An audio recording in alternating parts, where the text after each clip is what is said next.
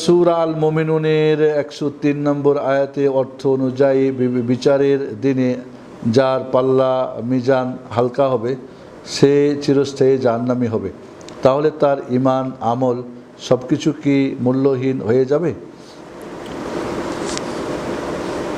পাল্লা যখন ভারী হবে আর সে জাহান্নামে যাবে, যদি তার ঈমান বাকি থাকে, ঈমান তখনই চিরস্থায়ী হবে যখন তার ঈমান তাওহীদ ছাড়া মারা যাবে। তাওহীদ নিয়ে মারা গেলে, ঈমান নিয়ে মারা গেলে জেল খেটে একদিন জান্নাতে যাবে ইনশাআল্লাহ।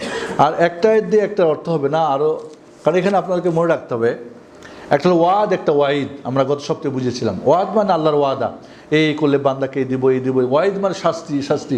তো দুইটা দল তৈরি হয়ে গেছে, খারেজিরা ওয়াইদ মারো কাটো এই জাহান্নামে, কিছু করলেও জাহান্নামে জাহান্নামে জাহান্নামে, শুধু জাহান্নামের খালি আয়াত পড়ে।